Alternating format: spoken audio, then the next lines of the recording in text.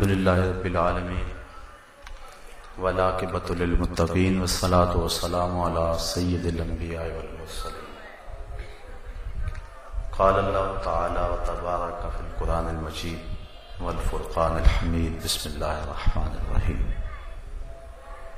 ما کان محمد ابا احد من رجالکم ولکن رسول اللہ وخاتم النبیین وکان اللہ بکل شیء علیما۔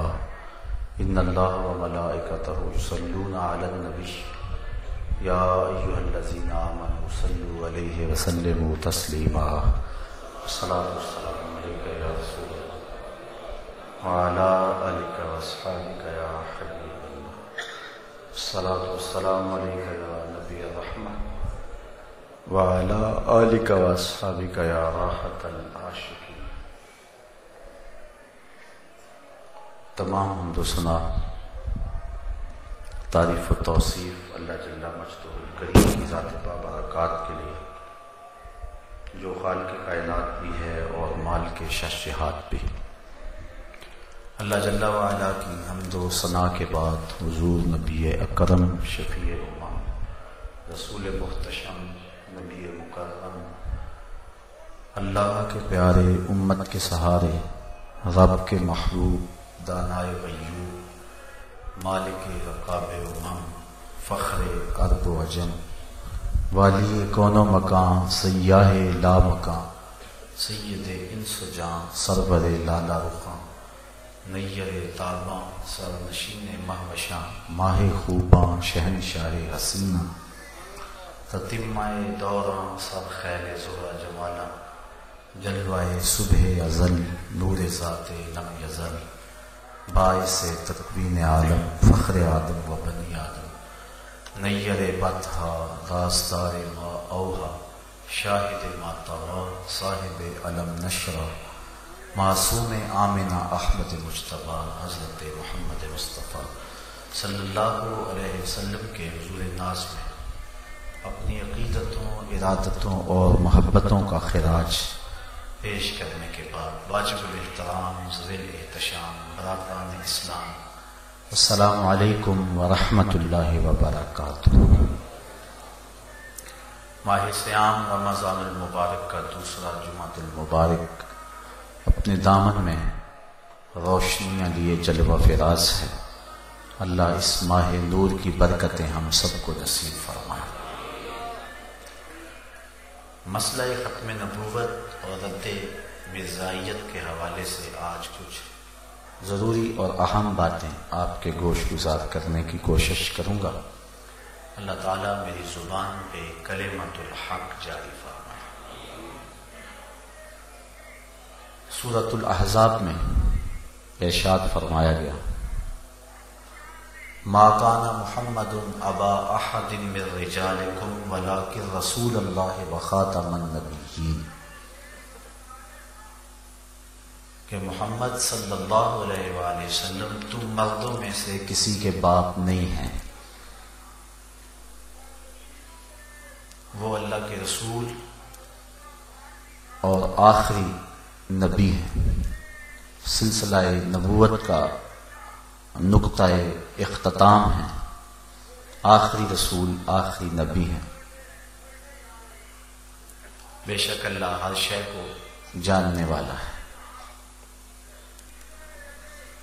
14 صدیوں سے آج تک امت اس بات پہ متفق ہے، کوئی دوسری رائے موجود نہیں ہے کہ حضور آخری نبی ہیں، حضور کے بعد کوئی نبی نہیں آ سکتا، نہ تشریعی نہ غیر تشریعی، نہ ذلی نہ بروزی۔ نبوت کا دروازہ قطعاً بند ہے، وحی کا سلسلہ منقطع ہو چکا ہے۔ حضور نبی رحمت صلی اللہ علیہ وآلہ وسلم وہ آخری رسول ہیں جن کے بعد نہ کسی رسول کی گنجائش ہے، نہ کسی نبی کی گنجائش ہے۔ حضرت امام ابن کثیر نے اس آیت کریمہ کی تشریح میں لکھا، فَهَذِهِ الْآيَةُ نَصٌّ فِي أَنَّهُ لَا نَبِيَّ بَعْدَهُ، یہ آیت اس بات پہ نص ہے کہ حضور کے بعد کوئی نبی نہیں ہوگا۔ پھر فرماتے ہیں جب حضور کے بعد نبی نہیں ہوگا تو پھر رسول کیسے ہو سکتا ہے؟ یہ بطریق اولا ثابت ہوتا ہے فلا رسول بعدہ، کہ حضور کے بعد کوئی رسول بھی نہیں ہوگا۔ اللہ تعالیٰ نے قرآن مجید کی حفاظت اپنے ذمہ کرم پہ لی۔ باقی کتابیں جو ہیں وہ بھی تو اللہ کی منزل کتابیں ہیں، تورات، زبور، انجیل، مختلف صحیفے، ان کی حفاظت اللہ نے اپنے ذمہ کرم پہ نہیں لی، جبکہ وہ بھی کتابیں اللہ کی ہیں، کلام اللہ کا ہے۔ قوم نے تحریف کی، تغیر و تبدل کر دیا، رد و بدل کر دیا۔ قرآن میں تغیر ممکن نہیں ہے، تحریف نہیں ہو سکتی، ایک زیر اور زبر کو بھی نہیں بدلا جا سکتا۔ پچھلے کتنے نبی تھے جن کو شہید کر دیا گیا؟ بنی اسرائیل نے 70 نبیوں کو قتل کیا۔ اللہ نے حضور علیہ السلام کی حفاظت اپنے ذمہ کرم پہ لی۔ محبوب تیرا کوئی بال بھی بیکا نہیں کر سکتا۔ واللہ یعصمک من الناس، لوگوں سے آپ کی حفاظت اللہ خود فرمائے گا۔ باقی نبیوں کی حفاظت کیوں نہ ہوئی اور انہیں شہید کر دیا گیا، اور حضور کی حفاظت اپنے ذمہ کرم پہ اللہ نے کیوں لی؟ اس کا سادہ سا جواب ہے، کوئی نبی شہید کر دیا جاتا ہے، کوئی بات نہیں، نیا نبی آئے گا اور اللہ کے حکم اور پیغام کو لوگوں تک پہنچانے کا فریضہ ادا کرے گا۔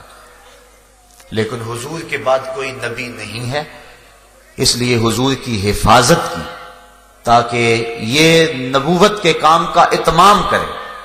حضور کے بعد کوئی شریعت نہیں ہے، حضور کی شریعت کے بعد، اسی طرح قرآن کے بعد کوئی کتاب نہیں ہے۔ فَبِأَيِّ حَدِيثٍ بَعْدَهُ يُؤْمِنُونَ، کہ قرآن کے بعد اب کس پہ ایمان لاؤ گے؟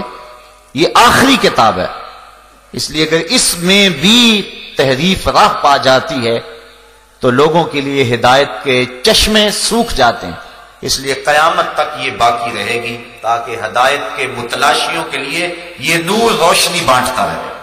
اس لیے اللہ تعالیٰ نے اس کتاب کو قیامت تک کے لیے باقی رکھا، اور اس میں تحریف راہ نہیں پا سکتی کیونکہ کوئی اور کتاب ہی نہیں آئے گی۔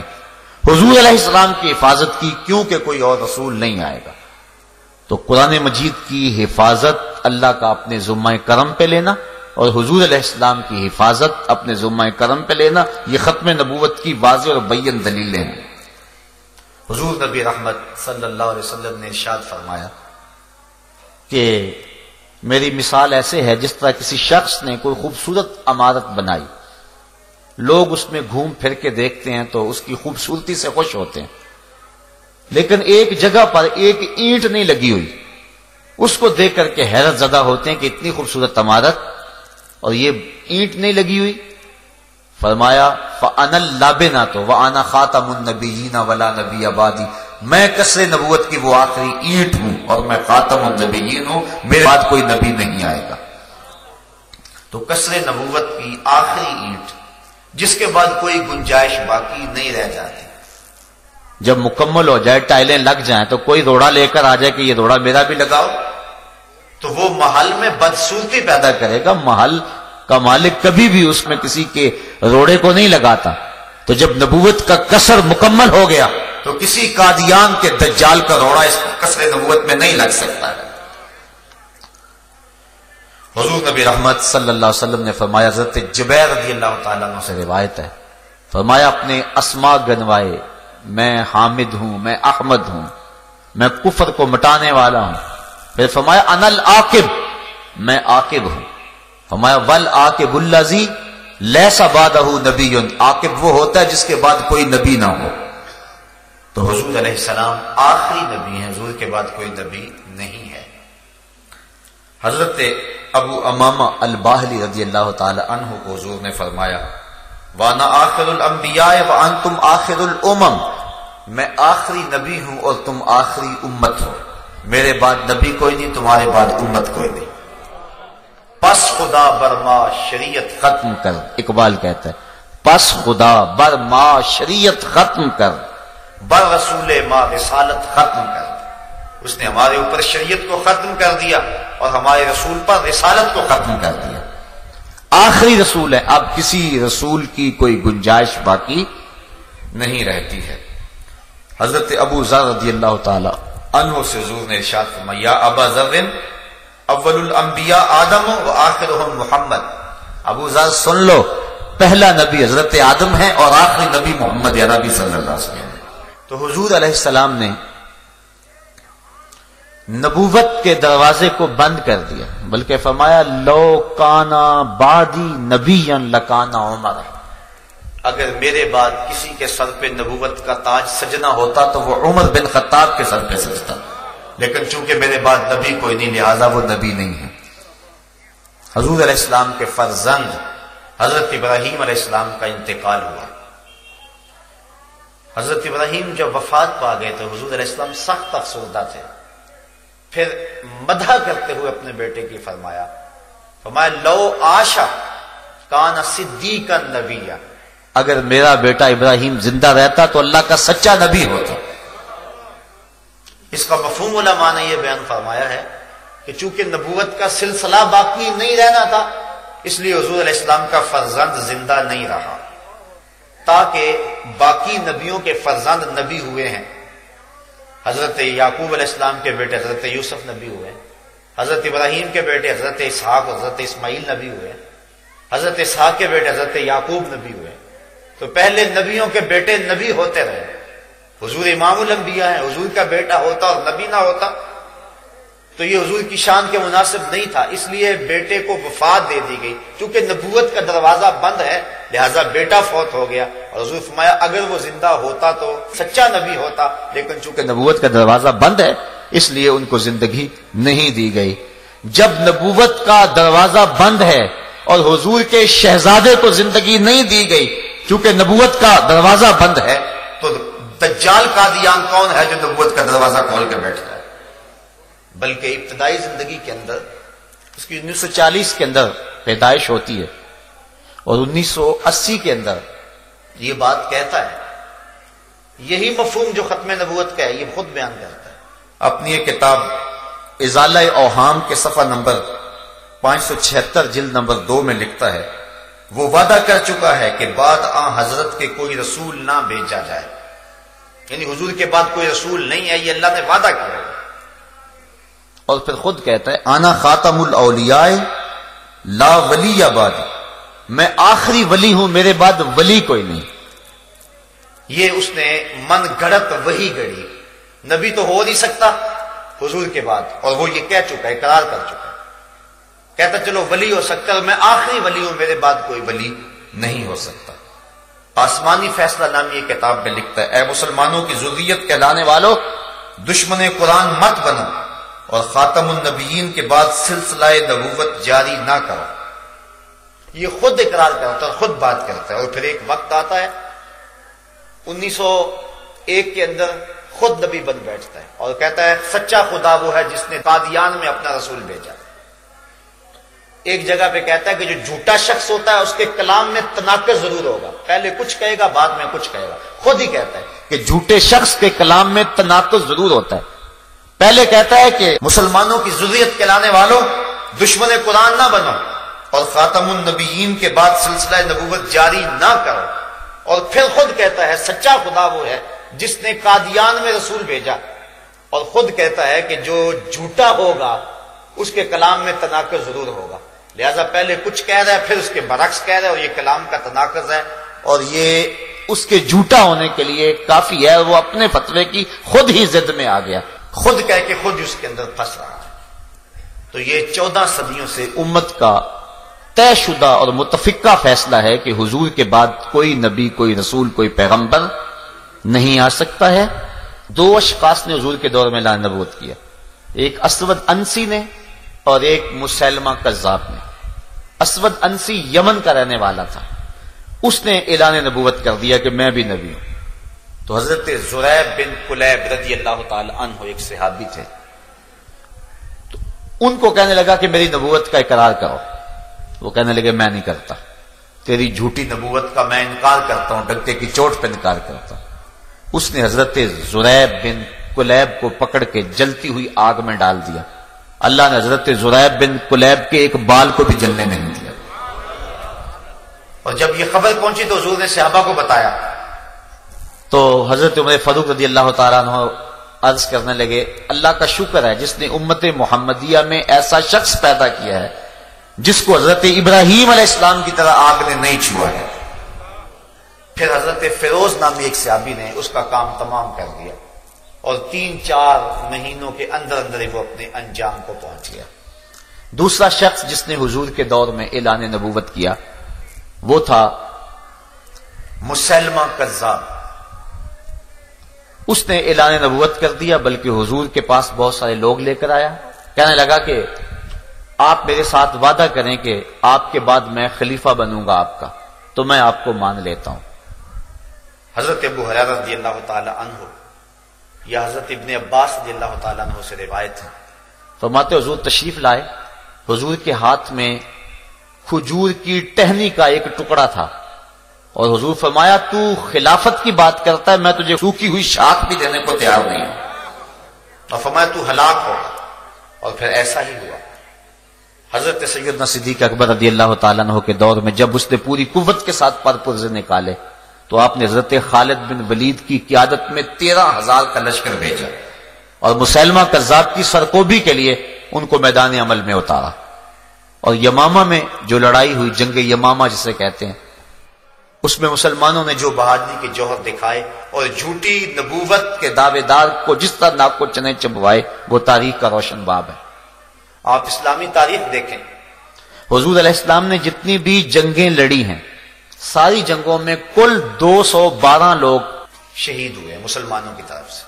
یہ اس قدر محتاط لڑائی کی ہے اور مسلمانوں نے اتنا کم نقصان اٹھایا ہے، لیکن اسی جنگ یمامہ کے اندر 1200 صحابہ شہید ہوئے، جن میں حضرت عقبہ بن عامر بھی ہیں، حضرت زید بن خطاب بھی ہیں، اور بھی کئی متعدد معتبر صحابہ ہیں۔ 370 قرآن کے قاری بھی ہیں، 370 قرآن کے قاری بھی ہیں، مہاجرین بھی ہیں، انصار بھی ہیں، تابعین بھی ہیں۔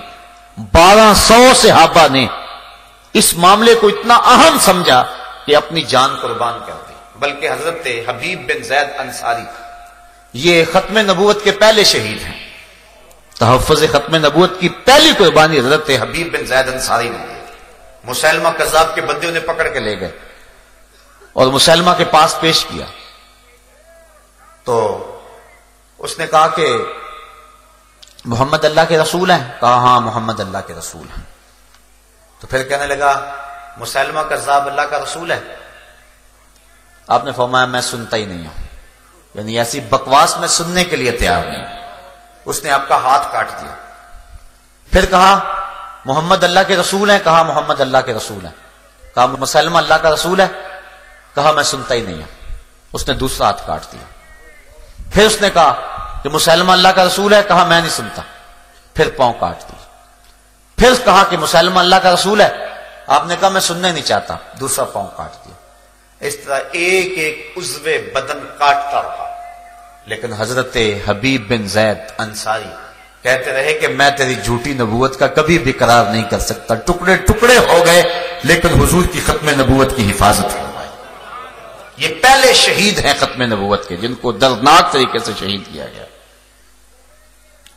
حضرت عبداللہ بن مخرمہ رضی اللہ تعالی عنہ یہ بھی جنگ یمامہ کے شہید ہیں، ختم نبوت پہ اپنی جان وارنے والے۔ اللہ اکبر۔ انہوں نے اللہ سے یہ عرض کی تھی کہ مالک اتنی دیر تک مجھے شہادت نہ دینا جب تک میرے جوڑ پہ زخم نہ آ جائے، اس راستے میں لڑتے ہوئے ہر جوڑ پہ جب تک زخم نہ آئے مجھے شہادت نہ دینا۔ پھر ان کا پورا جسم اور جسم کا ہر جوڑ زخموں سے چوئے ہو گیا۔ حضرت عبداللہ ابن عمر رضی اللہ تعالیٰ عنہ فرماتے ہیں کہ میں نے دیکھا کہ حضرت عبداللہ بن مخرمہ جو ہے وہ پڑے ہوئے، تو انہوں نے کہا کہ روزہ داروں نے روزے کھول لیے؟ میں نے کہا ہاں کھول لیا۔ تو کہنے لگے میرے لیے بھی کچھ لے کر آؤ۔ چونکہ روزے سے تھے، پورا جسم زخمی ہے، جوڑ پہ زخم ہے۔ کہا کہ روزے داروں نے روزے کھول لیے تو میرے لیے بھی کچھ لے کے آؤ۔ کہتے میں ایک کنویں میں گیا اور ڈول پانی کا نکالا، جب میں لے کر پہنچا تو حوریں انہیں جام جنت پلا چکی تھی اور وہ مال کے حقیقی سے جا ملے تھے۔ اس راستے کے اندر لوگوں نے کسی قربانی سے گریز نہیں کیا ہے۔ حضرت خالد بن ولید نے تابڑ توڑ حملے کیے، لیکن کام بن نہیں رہا تھا، چونکہ وہ 30,000 کا لشکر لے کے مسلمانوں کے مقابلے میں تھا، اور وہ بڑے جگرے کے ساتھ لڑ رہے تھے۔ تو پھر حضرت سیدنا صدیق اکبر رضی اللہ تعالیٰ عنہ کو لکھا، تو آپ نے فرمایا کہ تم اپنا شعار یا محمد ہو کرو تو تمہیں فتح ہوگا۔ البدایا والنہایا کے لفظ کہ پھر مسلمان اس دن جب نعرہ مارتے تھے تو یہ نعرہ مارتے تھے یا محمد ہو، وَقَانَ شِعَارُ الْمُسْلِمِينَ يَوْمَئِذٍ یا محمد ہو، اس دن مسلمانوں کا شعار اور مسلمانوں کا نعرہ ہی یا محمد تھا۔ اتنا جوش پیدا ہوا کہ مسیلمہ کذاب کے ٹکڑے ٹکڑے کر کے رکھ دیے۔ حضرت واشی جنہوں نے حضرت امیر حمزہ کو قتل کیا تھا، وہ کہتے ہیں مجھے ساری زندگی اس کا پچھتاوا رہا، حضور کے سامنے نہیں بیٹھتا تھا، حضور میرے سامنے نہ بیٹھا کرو، چچا یاد آتے ہیں۔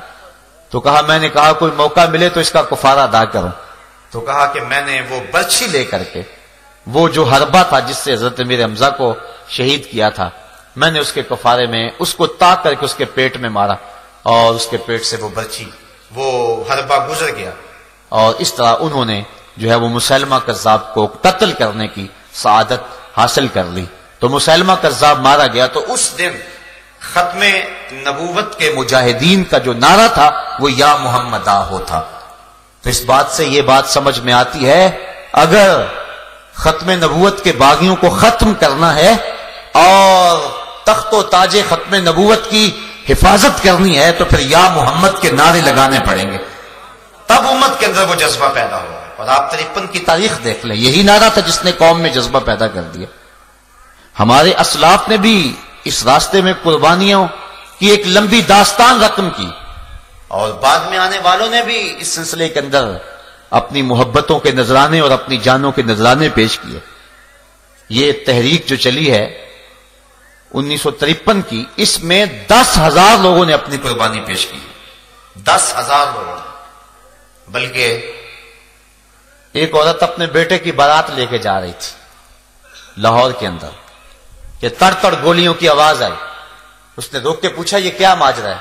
کہا ختم نبوت کے جانثار اپنی قربانیاں پیش کر رہے ہیں اور وہ گلے کھول کھول کے سینے پہ گولیاں کھا رہے ہیں۔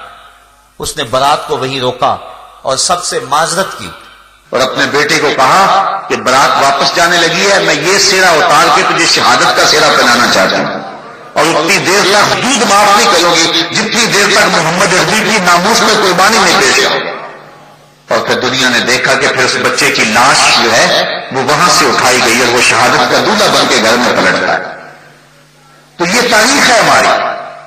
علامہ عبدالستار خان نیازی علیہ الرحمہ نے کون سی قربانیاں پیش نہیں کی ہیں؟ وہ جب شیر دھڑتا تھا تو سینوں کے اندر کلیجے کانپتے تھے۔ جب نواب آف کالا باغ نے اس راستے کو روکنا چاہا، علامہ نیازی کو لالچ بھی دیے، دھمکیاں بھی دی، تو مسجد وزیر خان کے اندر آپ نے خطاب کرتے ہوئے کہا تھا، او نواب آف کالا باغ، تیری لمبی لمبی مونچھوں سے بغاوت تو ہو سکتی ہے، محمد عربی کی کالی کالی زلفوں سے بغاوت نہیں ہو سکتی ہے۔ اور وہ تاریخ کی داستان رقم کی کہ رہنے والوں کے لیے مثال بن گئی۔ تو اس طرح منکرین ختم نبوت کی سرکوبی ہر دور میں ہوتی رہی۔ سجا نامی ایک عورت نے اعلان نبوت کیا، بعد میں وہ طائب ہو گئی۔ مختار سقفی نے اعلان نبوت کیا، حضرت عبداللہ ابن زبیر نے سن 67 کے اندر اس کا سر اتارا۔ متنبی نے اعلان نبوت کیا، بعد میں اس نے اس سے توبہ کر لی، رجوع کر لیا۔ مختلف ادوار میں مختلف لوگ نبوت کا جھوٹا دعویٰ کرتے رہے۔ اللہ کے محبوب علیہ السلام نے ارشاد فرمایا، سیکون فی امتی کذابون ثلاثون كلهم يزعم انه نبي وانا خاتم النبيين ولا نبي بعدي۔ فرمایا میری امت میں 30 دجال ہوں گے اور سارے یہ کہیں گے، گمان کریں گے کہ میں نبی ہوں۔ فرمایا میں آخری نبی ہوں، میرے بعد کوئی نبی نہیں ہے۔ ان 30 دجالوں میں ایک دجال مرزا قادیانی ہے جس نے جھوٹی نبوت کا ڈھونگ رچایا اور امت کو سخت مضطرب کیا۔ اس صدی کا سب سے بڑا فتنہ مرزا قادیانی کا فتنہ ہے۔ اس کے باپ دادا انگریزوں کے وفادار تھے اور امت کو ٹکڑے ٹکڑے کرنے کے لیے، جسد امت پہ چرکے لگانے کے لیے اور زخم زخم کرنے کے لیے جھوٹی نبوت کا ڈھونگ رچایا گیا. ہم تاریخ پڑھتے ہیں تو 3 لوگوں سے انٹرویو لیا گیا لیکن یہ کامیاب ٹھہرا. پھر پہلے جو کہتا تھا اے مسلمانوں کی ذریت کہلانے والوں، دشمن قرآن نہ بنو اور خاتم النبیین کے بعد سلسلہ نبوت جاری نہ کرو، وہ خود قادیان کا رسول بن بیٹھا اور اس نے قادیان کو مکہ اور مدینہ کی طرح کی بستی قرار دے دیا اور اپنی بیویوں کو معاذ اللہ ام المومنین قرار دے دیا اور اپنی ناپاک اولاد کو سادات قرار دیا اور اپنی بیٹیوں کو سیدہ فاطمہ الزہرا کے مثل قرار دیا اور معاذ اللہ اپنے پلیت ماننے والوں کو اس نے جو ہے وہ اصحاب قرار دیا اور اپنے ناپاک خلفاء کو خلفائے راشدین قرار دیا. اس طرح اس نے امت کے اندر فتنے بپا کیے اور ناپاک بستیوں کو مکہ اور مدینے کے برابر قرار دیا. اللہ تعالیٰ نے اس کے شر سے امت کو محفوظ فرمانا تھا. 1840 کے اندر یہ پیدا ہوا اور 1880 سے لے کر 1891 تک حیات مسیح کا منکر رہا. اس کے بعد پھر اس نے ملہم من اللہ ہونے کا اعلان کر دیا، مسیح موعود ہونے کا اعلان کر دیا، مہدی موعود ہونے کا اعلان کر دیا. 1890 میں پیر مہر علی شاہ رحمۃ اللہ تعالی علیہ حج پہ گئے. حضرت حاجی امداد اللہ مہاجر مکی علیہ رحمہ سے وہاں ملاقات ہوئی. پیر صاحب کو دیکھ کر فرمانے لگے پیر صاحب آپ حج پہ آئے ہوئے ہیں، واپس جائیں، ہندوستان میں ایک فتنہ اٹھنے والا ہے جس کی سر کو بھی آپ کریں گے. اور حضرت پیر صاحب فرماتے ہیں میں سویا خواب میں حضور کی زیارت نصیب ہوئی اور آقا کریم علیہ السلام نے فرمایا کہ تعویلات فاسدہ کے مقراض سے قادیان کا دجال میری حدیثوں کے ٹکڑے کر رہا ہے اور تم یہاں بیٹھے ہوئے ہو. حضرت پیر صاحب فرماتے ہیں کہ میں آیا اور آ کر کے جو ہے اس کی خبر لے. اعلی حضرت امام اہل محبت نے سب سے پہلے مرزا قادیانی کے حفوات پر کفر کا فتویٰ دیا اور 5 رسائل لکھے اور پیر صاحب نے شمس الہدایہ کے نام سے ایک کتاب لکھی. پھر مرزا قادیانی نے اس کے جواب کے اندر شمس بازرہ کے نام سے اپنے ایک مرید اور خلیفے سے کتاب لکھوائی. پیر صاحب نے اس کے مقابلے میں پھر سیف چشتیائی لکھی. آج تک اس کے کئی ایڈیشن چھپ چکے ہیں. مرزائیوں کو آج تک اس کتاب کے جواب دینے کی ہمت پیدا نہیں ہوئی. یہ حضرت پیر مہر علی شاہ صاحب کی زندہ کرامت ہے کہ آج تک سیف چشتیائی کا جو ہے وہ جواب نہیں ہو سکا ہے. مرزا قادیانی نے جب 1901 میں نبوت کا اعلان کیا، پہلے وہ مسیل مسیح بنا، مہدی موعود بنا، ملہم من اللہ بنا، کئی اس نے رنگ بدلے، ذلی، بروزی، غیر تشریح نبی، امتی نبی، کئی روپ دارے. پھر اس کے بعد باقاعدہ طور پہ اس نے 1901 کے اندر باقاعدہ نبوت کا اعلان کر دیا اور کہہ دیا کہ میں خاتم النبیین ہوں، بلکہ اپنے آپ کو رحمت للعالمین کہہ دیا، بلکہ یہ کہا کہ انا آتینا کل کوثر یہ میرے اوپر اتری ہے اور معراج پہ میں گیا ہوں اور یہ آیت میرے حق میں نازل ہوئی ہے. طرح طرح کی افواہ اس نے بکنا شروع کر دی. وہی شخص جو پہلے کہتا تھا کہ اے مسلمانوں دشمن قرآن نہ بنو اور قرآن کا مقابلہ نہ کرو، نبوت کا دروازہ نہ کھولو، اب خود ہی کھول کے بیٹھ گیا اور خود کہا کہ جس کے کلام میں تناقض ہوگا وہ جھوٹا ہوگا اور اپنے جھوٹ کو خود ہی اپنے عمل سے ثابت کر رہا ہے. تو علماء نے جو ہے وہ اس کا مقابلہ کیا. یہ روز کوئی نہ کوئی بات بکنے لگا اور 72 کتابیں اس نے اس عرصے میں لکھی اور کہنے لگا میرے اوپر وہی آسمان کی بارش کی طرح برستی ہے، کبھی اردو میں کبھی انگلش میں. وہ ٹیچی ایک فرشتہ اس نے مقرر کیا ہوا تھا، پتہ نہیں وہ کون تھا، وہ آ کے اس کو وہی دے جایا کرتا تھا اور الٹی سیدھی ٹیڑھی میڑھی باتیں جو ہیں وہ وہی کے نام سے افواہ بکا کرتا تھا. بلکہ جو شخص اس کی نبوت کا اقرار نہیں کرتے اس کے بارے میں اس نے سخت رویہ اختیار کیا. وہ کہتا ہے کہ کنجریوں کے بچوں کے بغیر جن کے دلوں پر اللہ نے مہر لگا دی باقی سب میری نبوت پہ ایمان لا چکے ہیں. آئینہ کمالات میں اس نے لکھا. پھر اس کے بعد نجم الہدا کے صفحہ نمبر 10 پہ لکھا دشمن ہمارے بیابانوں کے خنزیر ہو گئے اور عورتیں ان کی کتیوں سے بڑھ گئیں. پھر اس بدبخت نے ازالہ اوہام کے اندر لکھا، ان لوگوں نے چوروں، قزاقوں اور حرامیوں کی طرح اپنے مسلم گورنمنٹ پر حملہ کر دیا تھا۔ یہ وہ بدبخت شخص ہے کہ جس نے امت کو گالیاں بکیں، اور جو اس کی جھوٹی نبوت کو نہیں مانتا تھا وہ شخص اس کے لیے گردن زدنی ٹھہرا، اور اس کو اس نے خنزیر، ولد الحرام، زنا کی اولاد اور عورتوں کو کتیوں سے بدتر قرار دیا، جبکہ یہ سب کچھ خود تھا اور اس کی اولاد و ذریت خود تھی۔ مسلمان کبھی بھی ایسے پلیت شخص کو نہیں مان سکتے۔ حضرت امام اعظم امام ابو حنیفہ نے فتویٰ دیا کہ جو شخص یہ دعویٰ کرے کہ میں نبی ہوں، فرمایا وہ شخص کافر ہے، جو اسے مانے وہ بھی کافر ہے، من شکا فی کفر ہی و عذاب ہی فقد کافرہ، جو اس کے کفر میں شک کرے وہ بھی کافر ہے، اور جو شخص ایسے مفتری، کذاب اور دجال سے معجزہ طلب کرے وہ بھی کافر ہے۔ اس سے معجزہ بھی طلب نہیں کرنا چاہیے، وہ جھوٹا ہے، بالکل جھوٹا، حضور کے بعد کوئی نبی نہیں آ سکتا ہے۔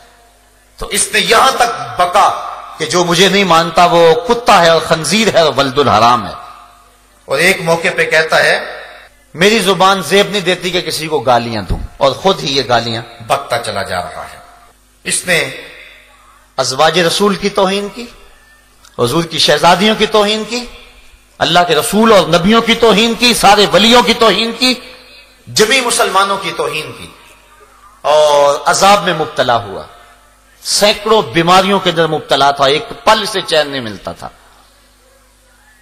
حضرت پیر میر علی شاہ صاحب کو چیلنج دیا، اس کا خیال تھا گوشہ نشین بزرگ ہیں، کب میرے چیلنج پہ لبیک کہیں گے، میری حفوات کو اور میری بکواس کو کب اہمیت دیں گے، لیکن حضور کی ختم نبوت کا مسئلہ تھا، وہ حجرے سے باہر نکل آئے۔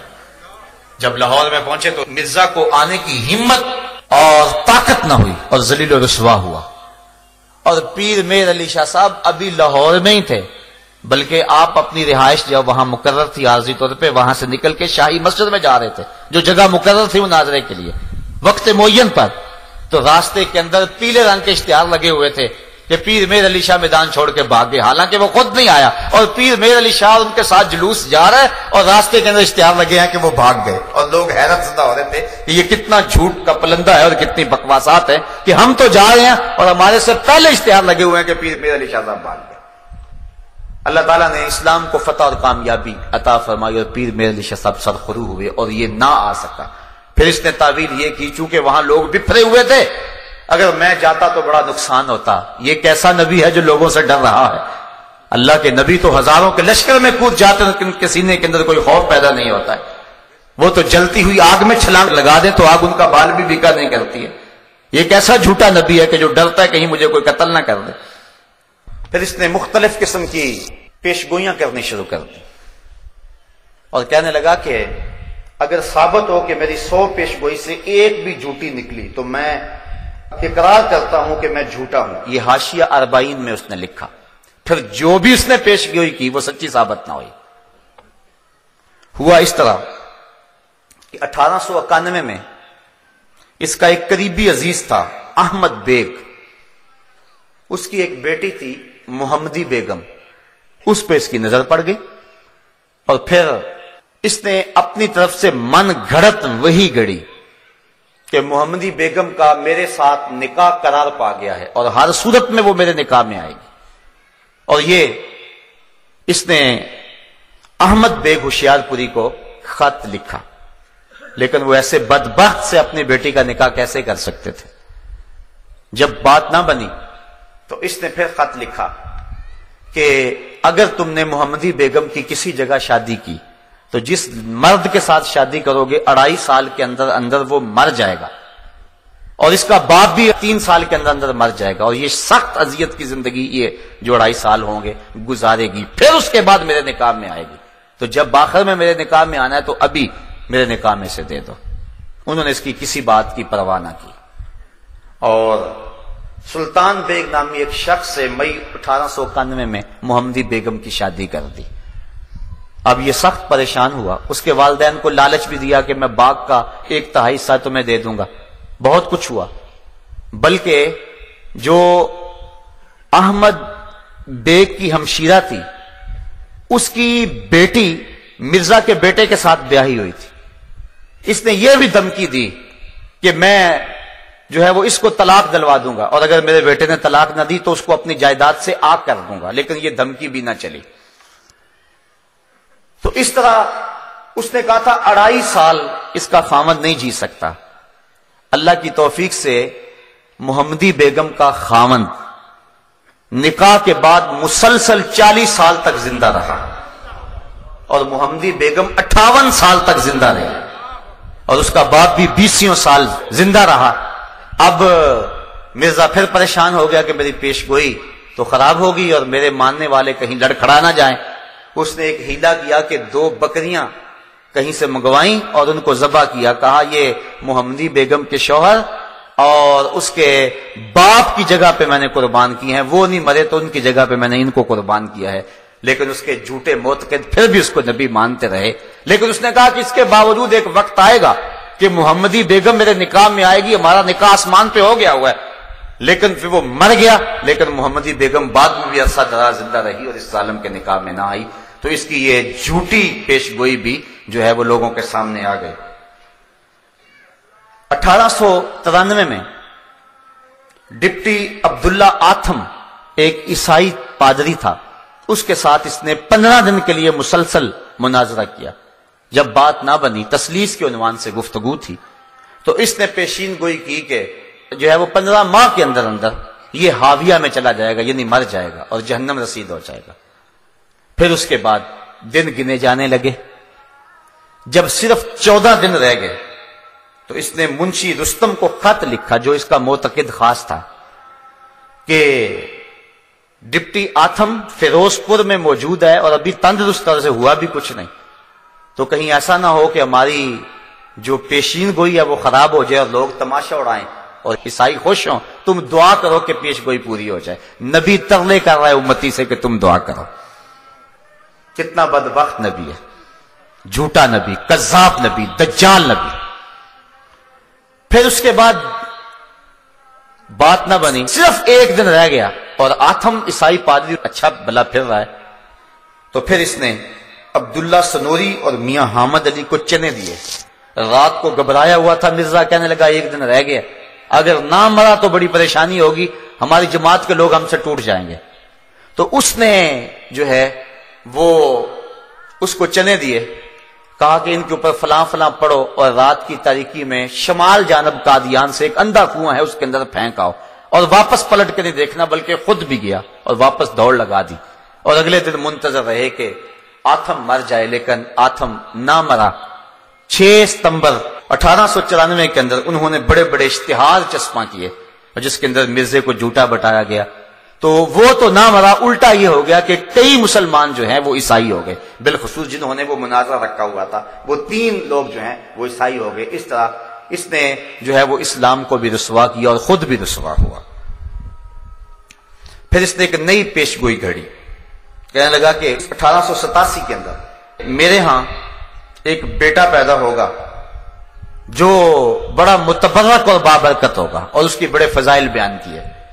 لیکن پھر 1887 کے اندر بیٹے کی بجائے بیٹی پیدا ہو گئی۔ اب پریشان ہو گیا۔ پھر اس کے بعد کہنے لگا میں نے یہ نہیں کہا تھا کہ ابھی پیدا ہوگا، 9 سال کے اندر اندر پیدا ہو سکتا ہے۔ پھر بیٹا پیدا ہوا 1887 کے اندر، نام اس کا بشیر احمد رکھا، لیکن وہ صرف 1 سال کے بعد مر گیا۔ پھر لوگ پریشان ہوئے تو کہنے لگا کہ لازمی نہیں کہ یہ بیٹا ہے، میری مراد کوئی اور بیٹا تھا۔ پھر اس کے بعد 1899 میں ایک بچہ پیدا ہوا، اس واقعہ کے 12-13 سال بعد، اور پھر اس پر بڑی خوشی منائی گئی، اس کا نام مبارک رکھا گیا، اور اس طرح کہا گیا کہ یہ وہی بیٹا ہے جس سے بڑی برکتیں ظاہر ہوں گی۔ اللہ کا کرنا ہوا 1907 کے اندر وہ بچہ بخار میں مبتلا ہو گیا، 9 دن تک مسلسل بخار رہا۔ اب اس کے بارے میں بڑی پیشگوئیاں کی ہوئی تھی، اب وہ قریب المرگ ہو گیا۔ حکیم نور الدین کو بلوایا گیا، جو اس کا بعد میں خلیفہ بھی بنا۔ تو مرزا نے دیکھا تو اس کی چونکہ نبض ٹھنڈی ہو گئی تھی تو جسم کی گرمی کم ہو گئی، تو اتنی دیر تک حکیم نور الدین آ گیا، اس نے نئی وحی گڑھ لی، کہنے لگا کہ مجھے ابھی ابھی وحی آئی ہے کہ مبارک کا بخار اتر گیا۔ تو حکیم نور الدین نے آگے بڑھ کے جب نبض پہ ہاتھ رکھا تو نبض اتر چکی تھی، کہنے لگا حضرت یہ تو جا رہا ہے، رخصت ہو رہا ہے، آپ جلدی سے کستوری لائیں۔ وہ کستوری لینے گئے تو ابھی وہ دروازہ کھول ہی رہے تھے، تالا کھول ہی رہے تھے کہ بڑی حسرت سے حکیم نور الدین نے کہا کہ حضرت اس کی تو روح پرواز کر گئی ہے۔ اس نے ابھی بیچارے نے وہی گڑی تھی کہ ابھی میں نے دیکھا ہے کہ 9 دن کے بعد اس کا بخار ٹوٹ گیا، حالانکہ وہ بخار نہیں ٹوٹا تھا، اس کی جو ہے وہ روح نکل گئی تھی، جس کی وجہ سے وہ اس کا جسم ٹھنڈا پڑ رہا تھا۔ تو اس نے کہا بخار اتر گیا۔ حکیم نور الدین نے بانڈا پھوڑ دیا، کہا بخار نہیں اترا، بیچارہ ویسے ہی مر گیا۔ تو اس طرح اس کی یہ پیشین گوئی بھی جو ہے وہ خراب ہو گئی، وہ ذلیل الرسوا ہو گئے۔ پھر اس نے ایک اور پیشین گوئی کی، کہا میں 80 سال یا 80 سال سے زیادہ عمر جیوں گا، یہ اس نے آرزو کی، اور جب مروں گا یا مکے میں مروں گا یا مدینے میں مروں گا۔ لیکن پھر 26 مئی 1908 کو برانڈ رٹ روڈ لاہور احمدیہ بلڈنگ کے اندر لیٹرین کے اندر انتہائی ذلت کی موت مرا، اور 69 سال کی عمر میں مرا، جبکہ اس نے 80 سال سے زائد عمر کی پیشین گوئی کی تھی۔ کم از کم 11 سال اپنی پیشین گوئی سے پہلے ہی مر گیا۔ نہ مکے میں موت آئی نہ مدینے میں موت آئی، ایسے پلیتوں کو مدینے میں موت تو نہیں آیا کرتی تھی۔ باتھ روم کے اندر جو ہے وہ اسے موت آئی۔ جب پیدا ہوا، خود اس کا بیان ہے مرزا قادیانی کا، کہتا ہے کہ میرے ساتھ ایک لڑکی پیدا ہوئی جس کا نام جنت تھا، وہ میرے سے پہلے پیدا ہوئی اور میرا سر اس کی ٹانگوں میں تھا، ذلیل ہو کے پیدا ہوا اور مرا بھی تو ذلیل ہو کے۔ اس طرح جھوٹی نبوت کا یہ دعوے دار ذلیل و رسوا ہو کر جہانی ہو گیا اور اس دنیا سے چلا گیا، اور ذلت اور کمینگی کی زندگی بسر کر کے جو ہے، لیکن امت کے ایک بہت سارے طبقے کو اذیت میں مبتلا کر گیا اور ان کو دکھ دے گیا، ساتھ ہی کتنے لوگوں کا ایمان خراب ہو گیا۔ 102 سال ہو گئے اس ظالم کو مرے ہوئے، لیکن اس کے باوجود بھی آج ہزاروں کی تعداد کے اندر اس جو ہے وہ ٹیڑے میڑے دین کو، جس کی کوئی ٹانگ اور کوئی ہاتھ اور کوئی پیر ہی نہیں ہے، اس کو ماننے والوں کی ایک تعداد ہے۔ اصل بات یہ ہے کہ جہاد کو ختم کرنے کے لیے اور انگریز کی وفاداری کے لیے، اس کی حکومت کے استحکام کے لیے یہ سارا ڈرامہ رچایا گیا تھا، اور پھر وہ اپنے آقاؤں کی گود میں جا بیٹھا۔ مرزا طاہر بھی، مرزا مسرور بھی، سارے جو ہے وہ ان کی گود میں بیٹھے اور ان کی ایڈ پہ یہ پل رہے ہیں، اور آج بھی لوگوں کو دولت اور بیرون ملک کا لالچ دے کر کے وہ اسلام اور دین سے منحرف کرتے ہیں۔ ایک محتاط اندازے کے مطابق پاکستان کے اندر 1 سال کے اندر 10,000 لوگ مرزئی ہو جاتے ہیں، جو بیرون ملک کے چکر کے اندر اپنے آپ کو مرزئی لکھ دیتے ہیں۔ مرزئی ختم نبوت کا باغی ہے، مرزئی رسول اللہ کا دشمن ہے۔ کل قیامت کے دن کیا جواب دیں گے رسول کریم کے سامنے کہ چند ٹگوں کے لیے اپنے آپ کو مرزئی لکھ دیا۔ بعض لوگ کہتے ہیں چلو جی ہم جا لیں پھر اس کے بعد صحیح ہو لیں گے۔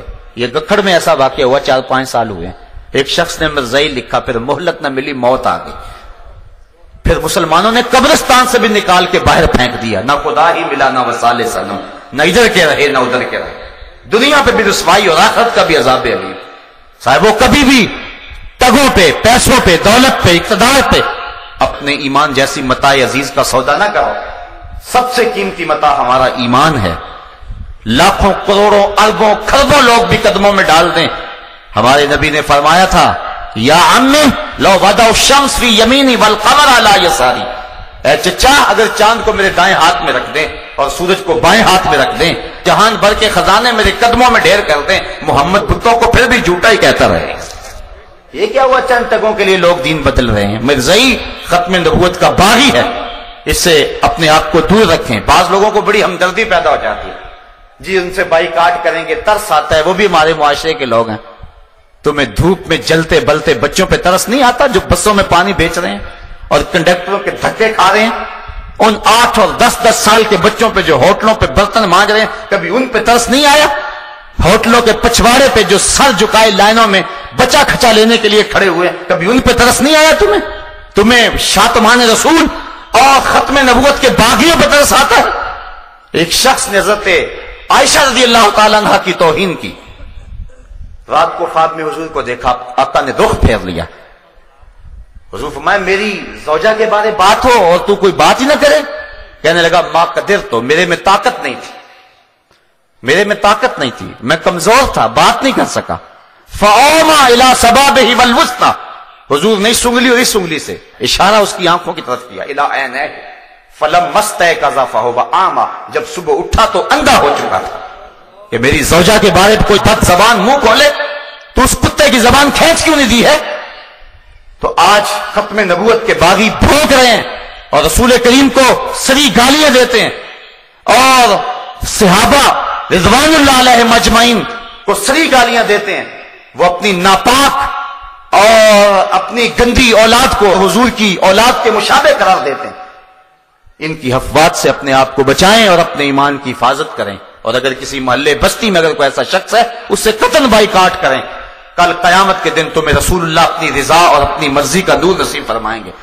اور اگر تم کسی مرزائی سے تعلق رکھو گے تو گنبد خضرا میں حضور کا دل دکھے گا کہ وہ تو ڈاکہ ڈالنے والے ہیں قصے نبوت پہ اور تم ان کو اپنی باہوں میں لے رہے ہو. مسلمانوں کو غیرت کا درس دیا ہے اور غیرت کا سبق سکھایا ہے.